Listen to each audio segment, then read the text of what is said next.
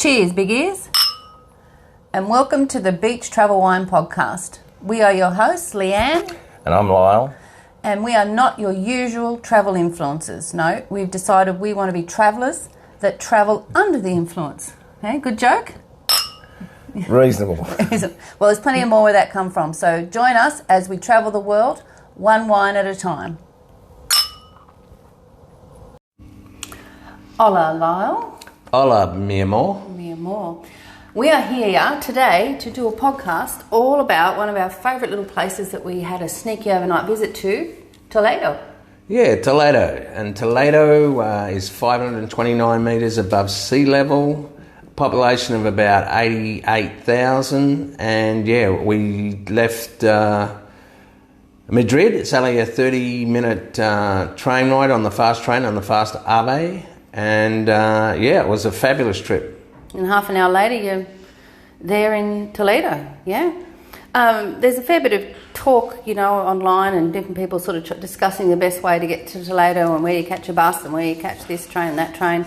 But honestly, take the fast train. It's so easy and it makes the whole experience so much better when you just arrive fresh and there's no drama at all, and it's not even that expensive. That's my first bit of advice about going to Toledo.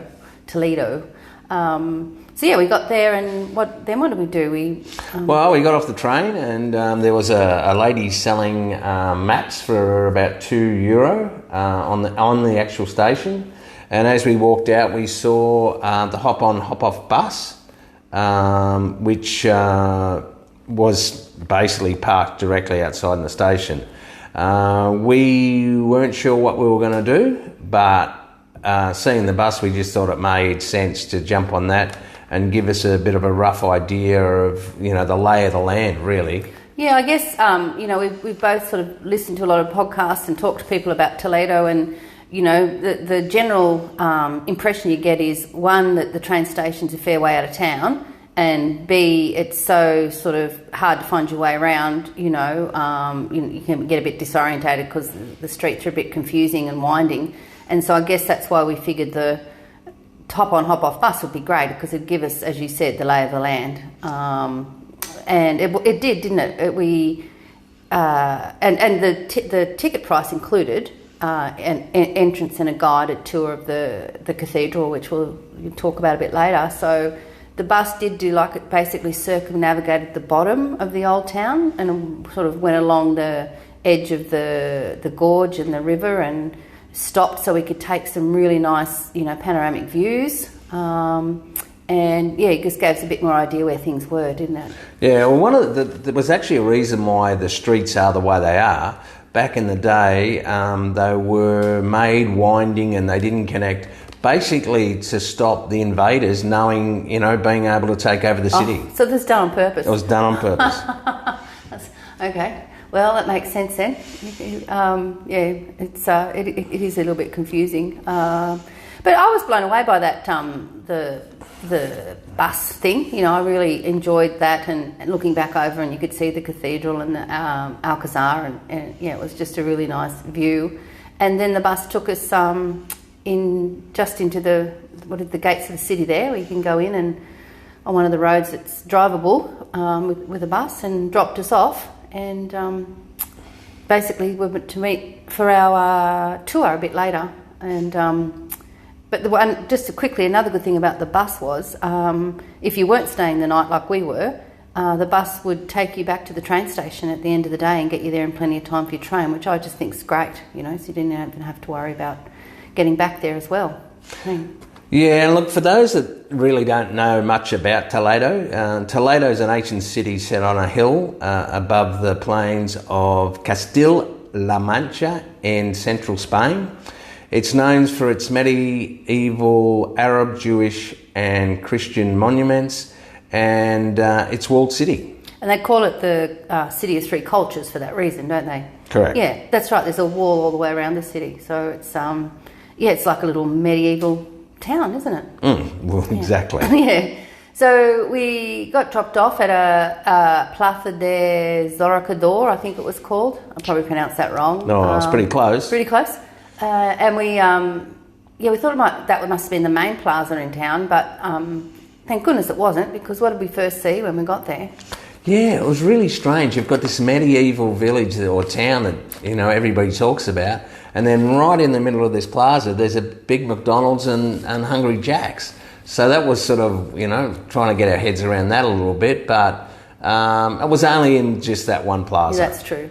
And then we found probably the worst cafe in the whole place at Toledo. We probably shouldn't go on about it, but, you know, just to give you some ideas of the things that you come across. We had an hour and a half to fill in before our guided tour, and so we just found this little cafe just up the road a little bit from the plaza, because we didn't want Macca's, and it took us that whole hour and a half just to get our coffee and pay for it, didn't it? Yeah, we stopped for a bite to eat at the Maison La Posta.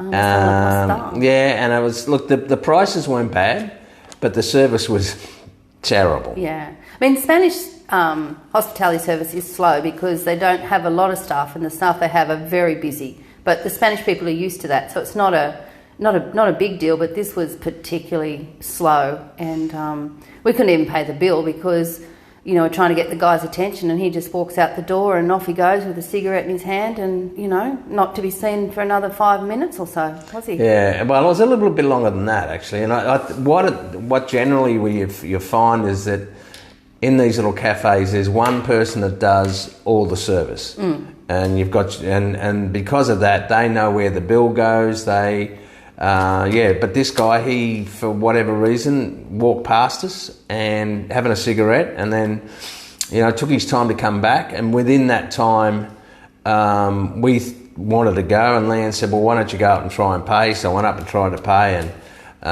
a young teenage guy looked at me like I had two heads, because he obviously didn't speak a word of English. There was an older guy on the grill plate. He sort of said, you know, dos momentos. So, you know, wait for 2 minutes. And anyway, it was longer than 2 minutes. The guy came back, we paid, and when I paid, he sort of just gave me this attitude of, you know, why are you so impatient? But anyway, so... Because normally we're not. That's what we're saying. It was just, we had to be at a certain spot by 1:30, which we made it there in plenty of time, and met our guide, Alejandro, wasn't it? And they divided the group into English speaking and non-English, or Spanish speaking and English speaking, and our group was a bit smaller, and so, you know, we followed Alejandro through some of the windy streets, so I'm glad we had him. I don't think I'd have found it straight away. Yeah, well, the actual cathedral is called the Santa Iglesia Cathedral Primera de Toledo of St. Mary. The first church, they say, was there originally in 587, and then there was mosques on top of that, and then there was more churches. So, but the church that's there now, the groundbreaking was 1227. It was finished in 1493. It's 120 metres long, 60 metres wide, and a height of about 45 metres. So it's really big, isn't it? It's huge. I'll let Lyle tell you probably more about the church, because he was paying much more attention than I was. I tend to wander off and take photos, but you know, the bits I did hear Alejandro talking about were really quite fascinating. And I remember he started saying that the church is made like a person, isn't it? Feet at one end, head at the other, and the arms, and, you know, the body of Christ, and, you know, he sort of explained all that. But when we went in, the temperature dropped, 15 degrees, didn't it? It was lovely inside. Yeah. And so where do you want to start with the cathedral? Well, basically, the factors of the cathedral, or the outstanding factors, were, you know, back in the day, the church hierarchy and the wealthy private citizens could purchase a chapel within the cathedral where they could be buried, and that chapel then belonged to their family forever. And the money that they donated to purchase the chapel was used to pay for the building of the actual cathedral. Because every new, I don't know what you call them, bishop, whatever they were, they all wanted to add their little bit on, didn't they? Yeah, well, basically every bishop of Toledo is buried there, and but the funny thing is, if there were a cardinal, I can't understand why they just didn't put it on the crib. that they were a cardinal, but the only way to know if they were a cardinal was to look up, and their purple hat is hanging from the ceiling on a piece of rope, and that's how you know they're a cardinal. It looks like Jack Sparrow's hat to me. Is that in all Catholic churches, or No. just this? No. Okay. Well, no, I've never seen it before. It might be in all. How many purple hats were there? I only saw the one. But I wasn't. No, there was more. There was more. Yeah. Okay. Yeah. And then, I mean, it's just the architecture and the paint, the artwork and everything's just phenomenal. Probably the thing that was most significant to me was the choir area, and it was only because Alejandro pointed out that there was two artists that did the wooden sculptures, which were basically all the saints and anybody else that was important in the Catholic Church, and the different styles were of the sculpture was just really significant. So on one side, a famous Italian woodcarver artist did one lot, and they were like realistic, down to the folds in the fabric and their expressions on their faces. And then on the other side, the wooden carvings were all about movement, the people actually moving. So they actually looked a bit more whimsical, I would say. But the difference was outstanding. They were both stunning, but you would never have thought to look at that or know that they were done by two different artists, unless, I guess, Alejandro pointed that out. Was it 400 seats? Was it 400? Yeah, I think something like that. Like wooden seats and these carvings in the choir area, and it's dark timber, isn't it? It's like dark chocolate. It's just stunning area, wasn't it? And how many organs was it? There was 3, I think, huge church organs. 2 there in that choir area, and then one above one of the main doors. And I think the original organ still works. Yeah. I think. Yeah. I remember him saying that. And then, of course, there was the monstrance of Toledo. Now, the monstrance is, it's actually a Latin term, and basically it symbolises the body of Christ when they do the Eucharist thing. It's a communion thing, and the people that mattered, the hierarchy of the church, made these almost more like an altar to be as opulent as they possibly can. Yeah, showy is the word, because it symbolises that the body of Christ is in there. So it's how tall? Well, they said it's 2 metres, but it's got to be hot. It was more than 2 metres. I think 2 metres from the platform, but below the platform, was gold and stuff as well. That top bit comes off that 2 metre bit, doesn't it? Yeah, so it only comes out in public at Corpus Christi, which is this time of the year, which is June, and they have to take it apart to get it out and then get it back in. It weighs 237 kilograms, and it's solid gold. And so how much would that be worth in today's prices? Well, thank you for asking, Leanne. It is, I think it was just under $14.5 million. Now, just consider that that's just the gold alone. Yeah. Then take into account the artistry of the actual monument. Sure. I'd hate to know what it's worth. If you want to see this, go to our Instagram page at Beach Travel Wine, and either look at the post I did about Toledo, or go to the stories and have a look. Like, we're sort of talking, it's like a big, would you say sandcastle? It almost looks like it's shaped like a big sandcastle, I think, but in solid it's probably, gold. I don't know, maybe, Disneyland's castle, yeah. And it's decorative, it's not just a lump of gold. You were talking about the artistry, and once again, took someone, I don't know how many years to make it. I probably should have paid more attention. But it's also in its own room. They built a room on the church just to put this huge, what's it called again? Monstrance. It's actually bigger than the one at the Vatican. So it's huge. Yeah, that was impressive. So after you've had a look at that, and you sort of wander around the big wide, sides down the middle of the altar, and Oh man, it's just, it's pretty special to see, isn't it? Yeah, well, it's got a lot of paintings by El Greco, who actually lived, who was a Toledo citizen. Toledan. A Toledan? Yeah, that could be it. Or someone from Toledo. And they've got Caravaggio's and Goyas and, you know... They basically got the best of every, the artists of the time, didn't they? To do and as Leanne pointed out, that one of the archbishops, stroke cardinals, wanted more light to be able to... At one end of the church there. Yeah, so he just got an artist in and builders in and just made a hole in the ceiling. Yeah. And it's like the hole's significant. And then he decided he needed to paint it. And then he needed to decorate it appropriately. So, and that's in the our Instagram as well. That's worth having a look at. That was a wow. He just there we go.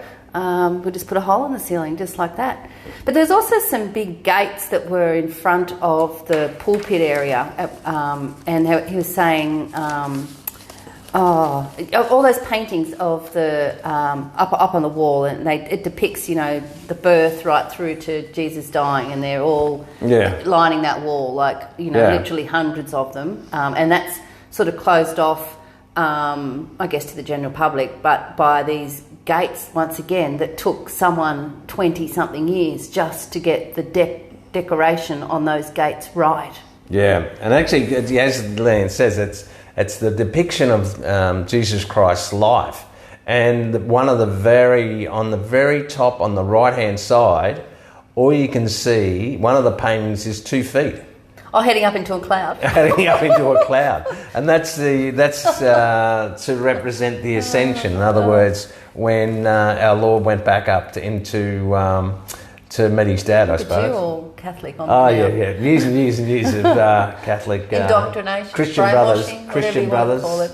Anyway, I'm obviously not Catholic, but I'm still fascinated by these huge cathedrals, and it was pretty nice. Is there anything else about the cathedral you wanted to mention, honey? Oh, it's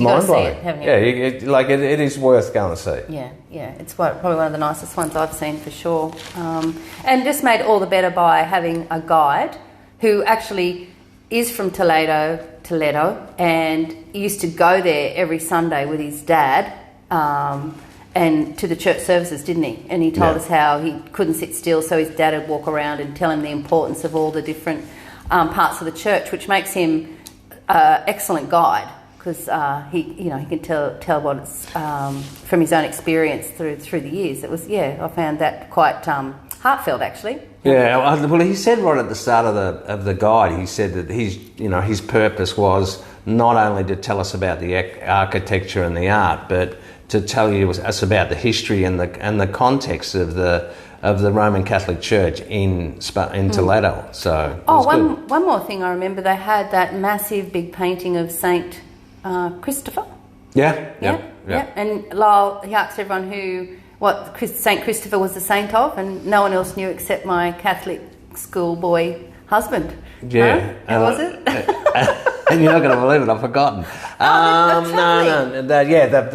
The patron saint of travel. Yeah, you got it right. Yeah, I did. You're the only one. Yeah, I could. Yeah, that's that. And my mother used to talk about the patron saint of the lost causes, which I think she was always talking about my dad, St. Jude. But so they're the only two I know. So, but there's a massive, floor to ceiling painting of Saint Christopher. Yeah. Well, I mean, I'm sure even people that aren't aware of St. Christopher, but they do know about the St. Christopher medals. Sure. Okay. Yeah. So, wow, that was sort of a wow.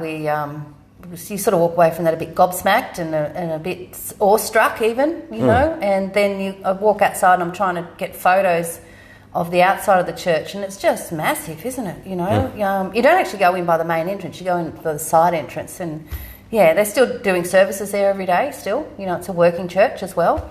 It's definitely worth a visit. So after that, we decided we'd just head to our little apartment, didn't we? Yep. Yeah, so we did have to use Google Maps, and luckily Google Maps is up to date with the medieval town of Toledo, and took us down some streets and round some corners and through some cobblestone windy parts, and found, I think, the steepest street in Toledo where our apartment was located, and in we went. I was a bit worried because the door we both had to duck to get in that door, Lyle. Remember? And anyway, in we go, and there's a couple of little old Spanish ladies sticking their heads out, a little wondering what the hell we're doing. But in we go, and the apartment was a lovely little cool apartment with exposed, the old beams, but done up in a nice modern way. We had everything there we needed, and yeah, it was very, very happy with our little $100 a night apartment right there in the heart of Toledo. We nearly decided to have a siesta, but I wasn't sure I'd wake up. So we dumped our stuff, had a bit of a freshen up, and got ready to head out again. So we're feeling refreshed and ready to go out and explore, and we wanted to go and see some of these sword and knife and armour shops that we'd listened to a podcast from Paul when in Spain, and he was went on and on a bit, didn't he? Yeah, he certainly gave you the impression that there was a lot of these shops, and if you're not aware, Toledo steel is world famous because they're made there, aren't they? Yeah. The steel is So, but yeah, he certainly gave me the impression that it was going to be a lot of swords and knives and that sort of thing. But I was still surprised at how many of these tiendas, or stores, are there, and how big they are. And how many swords, and I nearly said the wrong thing then, but how many so-and-so swords there are, and who would buy them? Like swords galore, knives galore, armour suits. But who does buy a sword? If anyone knows, send me a message. Let me know, because look, we could obviously buy one. We couldn't get it home through customs. We get in trouble bringing sunscreen through. So, like a sword, can you imagine it? And they're not, get this, people, they're not collapsible swords. They're big ass, I don't know, 1.5 metre long swords with a big grand handle, and, like the proper full-on swords. Yeah. Just literally hundreds of them, all stacked on walls and in and in the shops, they're not scattered, sparsely. No, they're in displays. They're huge. They are, yeah. And they're like, there's just so many of them. Yeah. But anyway, and some nice leather shops. If you're into nice coloured leather jackets and things, and it was certainly lots of people wandering around looking at all this fascinating stuff. I guess you'd never see, I don't know, you can buy swords like that anywhere else, made out of, well, not obviously out of Toledo or steel from Toledo.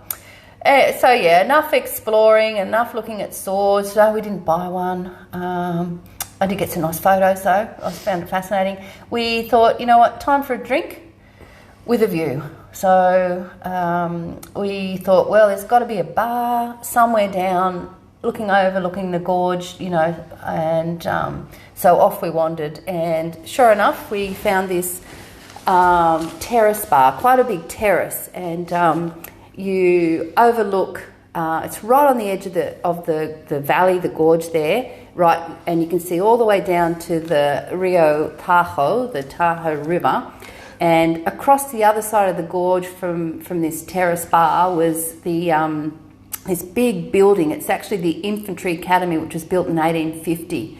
This great, big, rich, beautiful building looking down to the gorge, to the river. There's two bridges, like the old Roman bridges. One's they call the Puente Nueva, which is the new Alcantara Bridge, and then there's just the old Puente Alcantara Bridge. And so this is all in the backdrop, and I'm sitting there with a nice glass of wine in my hand with all this behind me, and just sort of, what is the word, like just having all that sort of history sink in while I'm having a drink. And what was your experience of the bar, Lyle? Well, I got to tell you, I never ever thought I would. Yeah, that's it. Doof. The house music. Yeah. So we found the Teresa Boo, which is the name of the bar, and Teresa Boo, B-U. Yeah, B-U. That was it. Google it, friends. It's funny. And so it was obviously the locals' Sunday sesh. And it was all the rich and famous, young and beautiful people, and there was Lyle and Leanne. Yeah, Lyle and Leanne. I'm not sure how they let us in, but I think we might have been over age. But yes, Douglas. So if you're listening, there's a young DJ up there. Reminded me of you. Good-looking bloke, and of course he had his entourage. So up behind the DJ decks, which reminded me of the old days that Doug used to have, the entourage, the pretty girls and the good-looking guys, and yeah, if you get to sit up there, you're one of the special people. Well, there's some special people up there, wasn't there? Yeah, so just think about it. Just try and imagine this, where in Toledo, ancient wall city. We've just been through the cathedral, we've just been shopping for swords, we've just walked down some cobblestone streets, we're overlooking the gorge, the Tajo River, the Infantry Academy of 1850, and here we are, doof. But the wine was great, and and again, not overpriced. You'd think maybe, it'd be a little bit more expensive, but no, it was great. Look, it was actually quite surreal, yeah. To do it, and honestly, it was one of my favourite things. Yeah, it was it was a good afternoon, wasn't it? Sure. It was, but they weren't serving food, and we decided that we'd go and have another drink and something to eat before we took ourselves back to our apartment before it got dark and we wouldn't be able to find our way. And I found a little authentic, we're probably a bit early, I guess, for dinner, I don't know. But we found a little authentic bar, and Lyle ordered a hamburger and was promptly told you couldn't have a hamburger because the guy didn't have any meat to make hamburgers. Yeah, so, and we were, and to be honest, we were getting a bit tired and... It's been a long day. And we were pretty hungry, so I said to Leanne, look, okay, we can't have a hamburger, just let's find something that's open, doesn't matter what it is. And Leanne, she was pretty tired, so we saw this place and it was open. It's called Damascus, wasn't it? Yeah, the Damascus, which was a Syrian restaurant. And anyway, sat down and ordered some dinner and, a couple of glasses of Verdejo. And they said, we don't sell alcohol, which I think... was a bit disappointing. Yeah, I think it's the first time I've had dinner without a glass of wine since we've been in España. But anyway, the food was great. I've got to say that. And but it was probably a good thing anyway because we're both so tired. So. Yeah, but that was. We did find our way home again. We're getting used to the walking around the streets, and we basically fell straight asleep and had a good night's sleep because we wanted to get up, reasonably early. And when we say early in Spain, like heading out about 9 o'clock. Just so we could do a bit of exploring and walking before basically the rest of the people came to life, really. It was weird. It wasn't that early, but there was hardly anybody around, and it was early enough that people were going to work, Lyle, in their cars in some of those streets. Shit, yeah. Sorry about that, but. Seriously, you take your life in your own hands in Spain, generally regarding the traffic. But in Toledo, because as we said, that the streets were designed particularly to confuse invaders. I think some of the drivers, they've got these little cars and they can just fit in the alleyways or in some of these alleyways.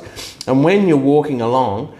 You can be walking along and the car's coming, and there's no room for you to move to the side. There's no pathways. There's no, footpath or anything like that. Just cobblestone streets, and if you're lucky enough that there's a doorway that you can jump out of the way of the car. Yeah.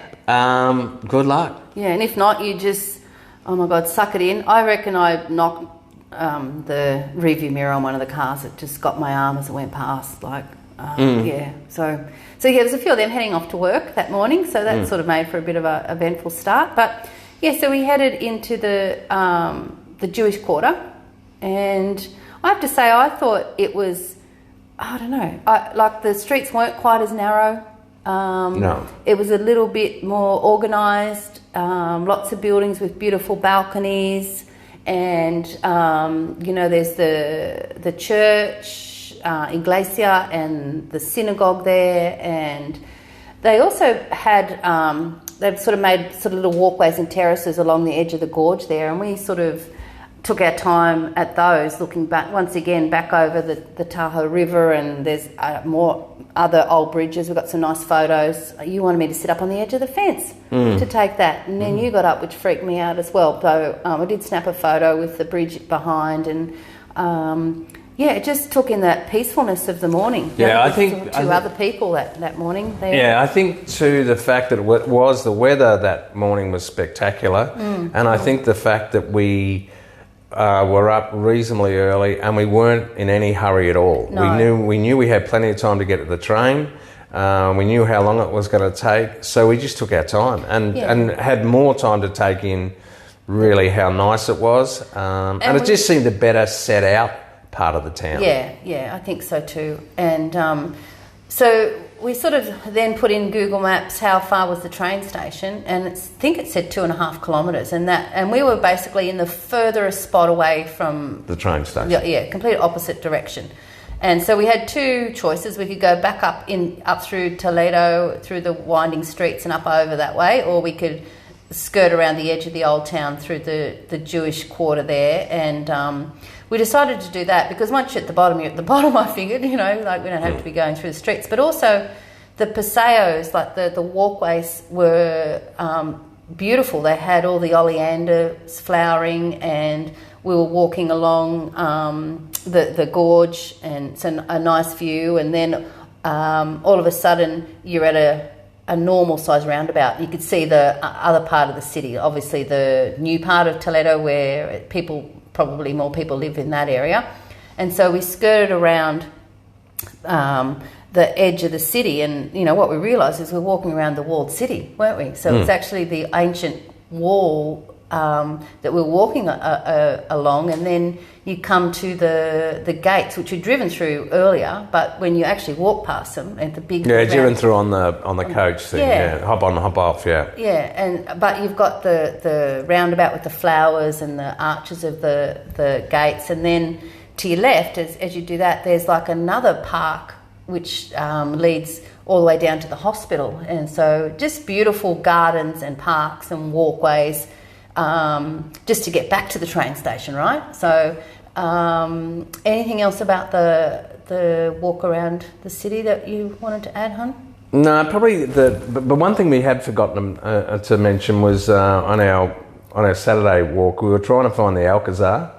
Oh, I probably left that out on purpose, because how can you not find the Alcazar? Yeah. Alcazar? What Alcazar? Yeah. So the Alcazar is actually the building that's really on the highest part of Toledo.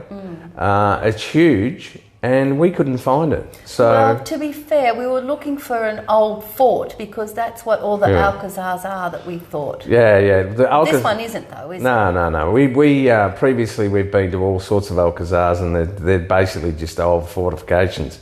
But this was it's huge, and how we missed it, I don't know. Because if you see a picture of Toledo. Yeah. And there's some, as I said, on our Instagram where you've got the cathedral on the left and the Alcazar on the right. And the Alcazar stands out like... Yeah, it dominates the skyline, put it that way. I was going to say dog's balls, but okay. It dominates the skyline. Yeah, fair enough. But, but anyway, the reason why it does, it's not the original Alcazar, obviously.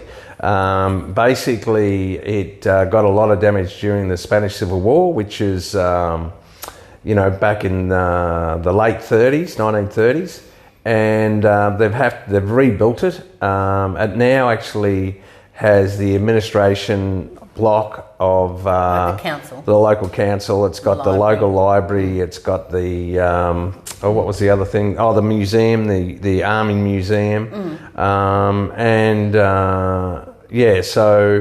it's an impressive building to look at, isn't it? Sure. And, when you see, when you look from a distance, but it was actually finished being built in the 1970s. Yeah, so it's not old. No wonder we didn't know it was the Alcazar. Yeah, so, and it was very symbolic for during the Spanish Civil War for the nationalists. So you can basically see the Alcazar all the way back to the train station. Yeah. So we just had to cross another bridge, looking at more beautiful oleander flowers, and we're back at the train station. And it's a nice building in itself, isn't it? It's full of stained glass and tiles and that sort of stuff. So we were back there in plenty of time to catch the fast train home. Very easy to actually walk around. Don't be put off. Once you know where the cathedral is and where the river is, you really can't go too wrong in Toledo. And so what would you say, I've got a bit of advice. Don't wear heels, ladies. Wear is the most comfortable shoes you've got. Yeah, because, if you're not going up, walking uphill, you're walking downhill, and the cobblestones are slippery as well. So something with a bit of grip is definitely needed. And we were advised this: don't go on a Sunday and don't go on a Monday. Yeah, they reckon Sunday's busy because everyone's there for their day, and also the cathedral's shut until 2:00 on a Sunday. So anybody who wants to go through the cathedral on a Sunday has to go after 2, so that's a bit of a crowd. But we already had skipped the line tickets with our tour, so we were okay. We went the first tour of the day. Yeah. And Monday's sad because all the museums are shut. Yeah, pretty much. If you want to go to a museum. But we didn't have a lot of choice on the days, but yeah. Yeah, we'd been in Madrid for a while, and we'd done a few things, and it just turned out that the best day to go. If we couldn't go on the Sunday, we would have had to have gone on the Monday, which meant a lot of things were closed. So I would say definitely go from Tuesday through to Friday. Avoid the weekends if you can, and definitely take the fast train. Do the hop-on, hop-off bus, do the tour of the cathedral. You've got to do that, haven't you? And, if you're in the market for a sword... Oh, yes. Yeah. Multiple choices. Yeah. So you'll be able to take one of them and hang them on... You could probably hang them on your wall. That's maybe what people do with them. Do you think? Yeah. Well, I'm sure they're not stabbing people. But, I think, obviously it's probably a Spanish thing, or, more than anything else. And the other thing is, again, take the fast train. Yeah. And so when you think about it, Toledo it's built on a hill. It's got a big wall around it. They've built streets so people can't find them. And then when they do find them, they've got this fortified building that they can't get into anyway. So, it was obvious, they're obviously... planning ahead for their safety. Toledo actually was the capital of Spain for a long time. It was only more recently that Madrid was made the capital. So the question I always like to ask at the end of our podcast, is 2 questions really. First one, where was your favourite place to have a wine? I think we've already said that, haven't we? The Teresa Boo. Teresa Boo. See. Doof. Yeah, you wanted to get up and dance, didn't you? You probably can't remember. I did. You did not. And I would say that's my favourite place too. And would you recommend people go to Toledo? Sure. I mean, there's no, if you're in Madrid, there's no excuse not to go to Toledo. Yeah. And it's so unique that it's because it's so old. Yeah, definitely. Yeah, get yourself to Toledo if you're in Madrid. Yeah. Stay overnight if you can. If not, either go as early as you can so you get there before the crowds, or stay late because the trains run late. You know, stay until it cools down at night so you can just spend some time wandering the streets when it's not so hot in the middle of the day. Yeah? Perfect. Good advice? Perfecto. All right. Well, thanks for listening. And remember, if you want to see any photos or videos of Toledo, go to our Instagram at Beach Travel Wine. And find the Toledo story highlights where you'll see the videos, or just scroll there for the photos. They're up near the top. So anyway, thank you, and we'll see you on our next podcast. Hasta luego. Hasta luego, mis amigos.